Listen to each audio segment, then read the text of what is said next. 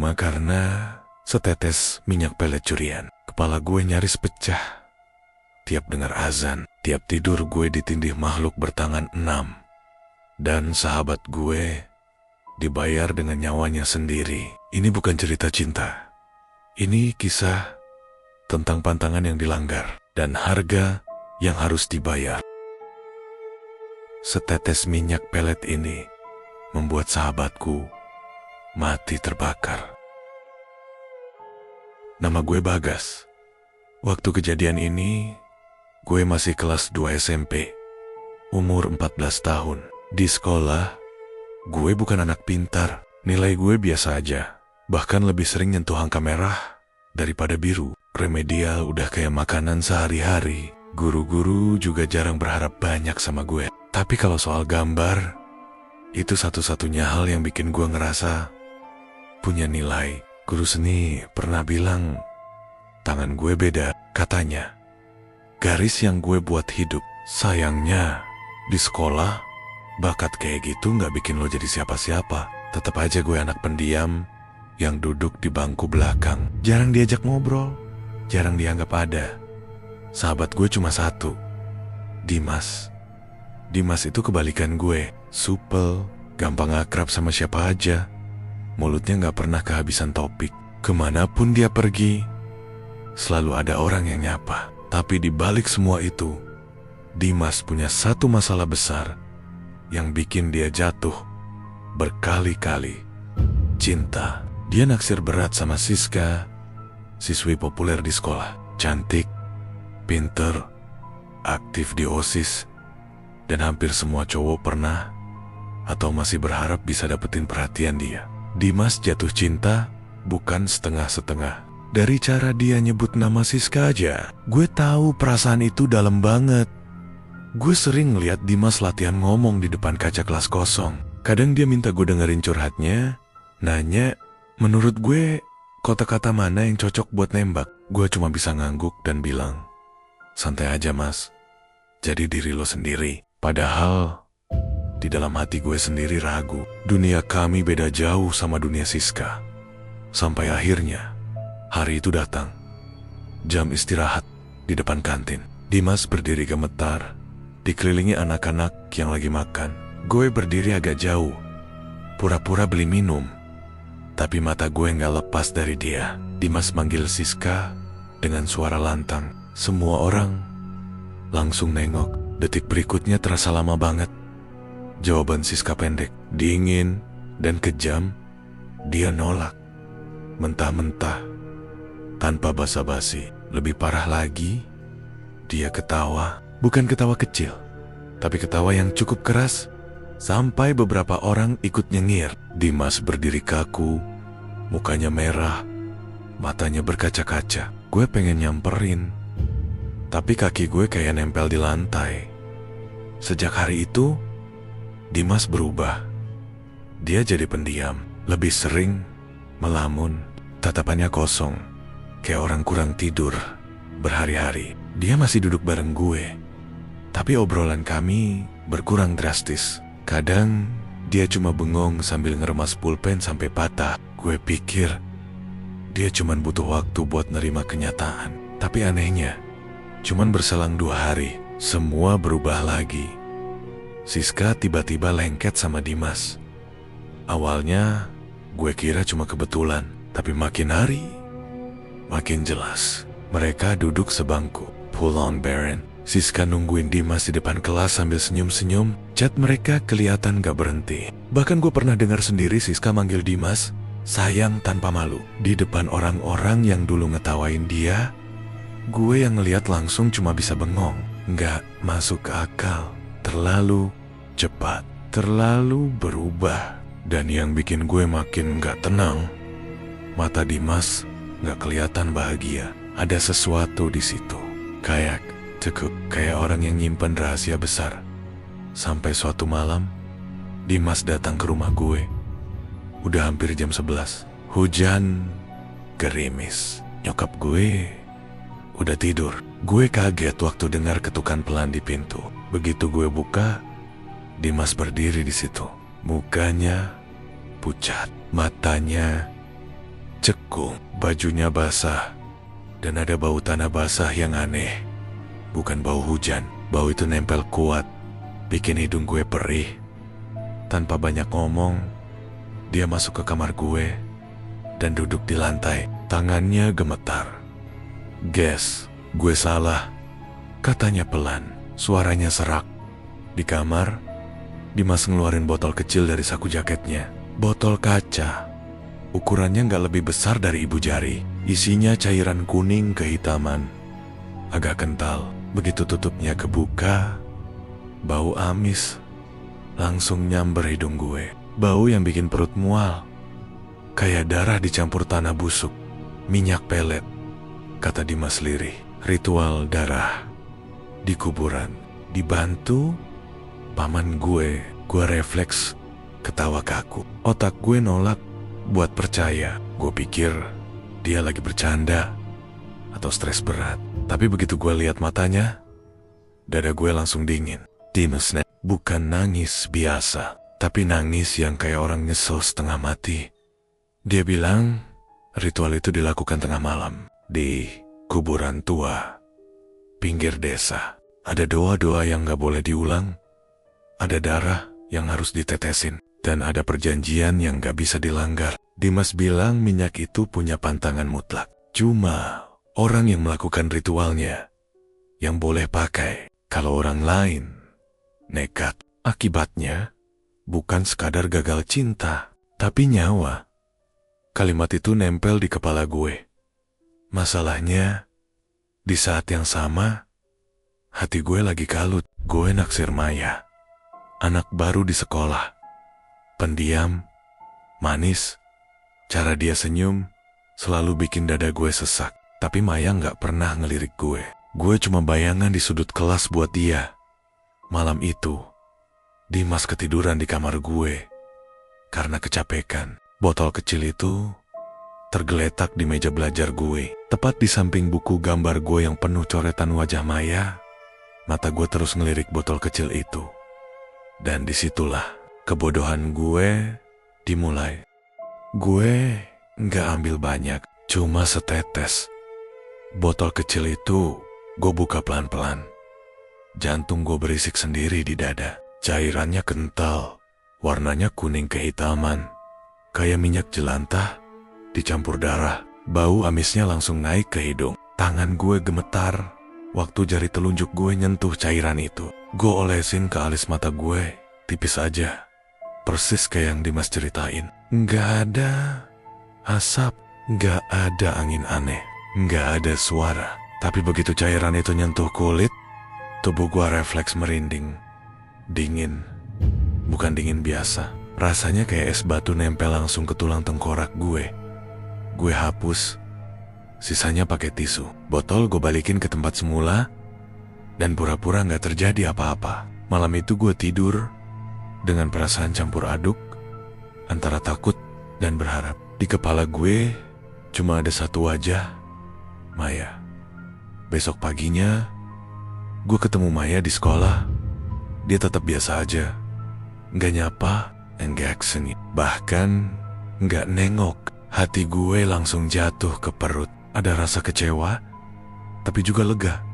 Aneh. Gue mikir, mungkin efeknya belum langsung. Mungkin butuh waktu, tapi ternyata yang datang bukan itu. Subuh pertama, setelah kejadian itu, gue kebangun gara-gara suara azan. Baru juga takbir pertama berkumandang, kepala gue langsung nyeri hebat. Bukan sakit berdenyut, tapi kayak ada dua tangan gede yang meremas otak gue dari dalam. Gue meringis, nutup telinga, tapi rasa sakitnya tetap ada. Bahkan makin kuat. Nafas gue pendek-pendek, dada gue sesak. Gue maksa bangun buat sholat. Gue berdiri di atas sajadah dengan kaki gemetar. Begitu gue buka mulut buat baca Al-Fatihah, lidah gue kaku. Kata-katanya gak mau keluar. Suara gue pecah, patah-patah, kayak orang lagi dicekik dari belakang. Tenggorokan gue kering, panas, dan setiap kali gue maksa baca, kepala gue makin sakit. Air wudhu juga berubah. Waktu gue cuci muka, airnya kerasa normal di tangan gue. Tapi begitu nyentuh wajah, dinginnya bukan main. Kayak air es baru keluar dari kulkas. Kulit gue perih, gigi gue gemeletuk. Padahal pagi itu gak dingin. Gue ngaca, muka gue pucat, mata gue merah. Hari-hari berikutnya, gangguan itu gak berhenti, justru makin parah. Malam pertama setelah subuh itu, gue mimpi aneh. Atau mungkin bukan mimpi. Gue ngerasa bangun, tapi badan gue gak bisa gerak. Mata gue kebuka, langit-langit kamar gue kelihatan jelas. Nafas gue berat, dada gue kayak ditindih karung semen. Dari sudut kamar ada sesuatu berdiri, makhluk hitam, tinggi, rambutnya panjang, nutupin wajah, lehernya miring ke satu sisi. Nggak wajar, nafasnya berat, bunyinya kayak orang sesak napas. Setiap dia narik napas, udara di kamar gue kerasa makin dingin. Gue mau teriak, tapi suara gue nggak keluar. Air mata gue ngalir sendiri. Makhluk itu nggak bergerak, cuma berdiri. Tapi keberadaannya bikin jantung gue mau copot. Malam berikutnya, terornya nambah. Selain makhluk hitam itu, muncul sosok lain. Perempuan, rambutnya panjang dan kusut. Tangannya 6 tangan itu nempel di dinding kamar gue. Dia merayap pelen-pelen, kayak laba-laba manusia. Setiap sendinya bergerak, ada bunyi krek-krek yang bikin bulu kuduk gue berdiri. Matanya kosong, hitam semua. Dia selalu berhenti tepat di atas gue. Wajahnya turun mendekat ke muka gue. Nafasnya bau tanah dan besi karat. Salah satu tangannya nyentuh dada gue. Dingin dan berat. Gue ngerasa kayak tenggelam. Waktu juga jadi gak masuk akal. Pernah suatu siang, gue tidur di ruang tamu. Gue ngerasa cuma merem sebentar. Pas gue bangun, rumah udah gelap. Azan Isya baru aja selesai. Nyokap gue kaget lihat gue bangun. Katanya gue tidur dari setelah zuhur.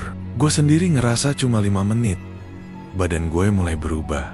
Berat badan gue turun drastis. Tulang pipi gue makin kelihatan. Mata gue cekung dan hitam. Di sekolah, gue sering bengong. Kadang gue ngomel sendiri tanpa sadar. Pernah guru manggil nama gue berkali-kali, tapi gue gak dengar apa-apa. Dimas mulai ngejauh. Setiap gue ajak ngomong soal minyak itu, wajahnya langsung pucat. Dia cuma bilang, gue udah bilang gas, teror paling parah datang sore itu.